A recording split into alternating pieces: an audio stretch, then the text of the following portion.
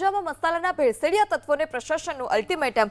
ઊંઝા એપીએમસીના વેપારીઓને ફૂડ વિભાગના અધિકારીઓએ ચેતવણી આપી। ભેળસેળ કરનાર વેપારીનું લાયસન્સ રદ કરવાની ચેતવણી। ગમે તે નેતાનો ફોન આવશે તો પણ છોડીશું નહીં। પોતાના બાળકોને ખવડાવી શકો તો જ માલ વેચજો।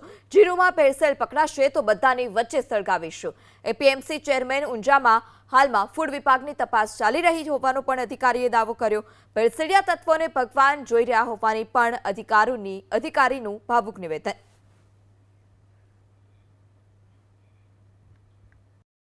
જીરાની અંદર ભૂસુની અંદર ગોળની રસી અને એના પર કોટિંગ કરી અને તમે 10 ટનના માલની અંદર 500 કિલો નાખી દો, કોઈને ખબર નહીં પડે। ચલો અમારા વિભાગને ખબર નહીં પડે, ઉપરવાળો ભગવાન તો જોઈ રહ્યો છે ને। એટલે ખાસ મારી વિનંતી છે કે ભાઈ આવું એડલ્ટ્રેશન ઓછું કરીએ। ભલે ઓછું કમાવા મળે ચાલશે,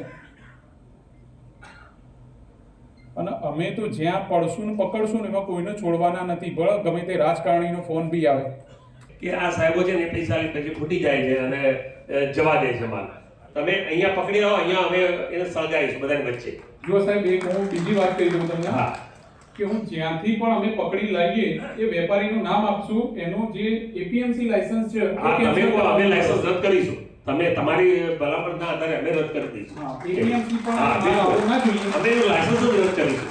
અને અત્યારે સાહેબ ટીલ ડેટ અત્યારે હું અહીંયા છું, અમારી એક રેડ અત્યારે કન્ટિન્યુ ઊંઝાની અંદર ચાલી રહી છે। અઠવાડિયામાં 2 રેડ પડે તમારે એવું કરો તો જ આ લોકો ચોક્કસ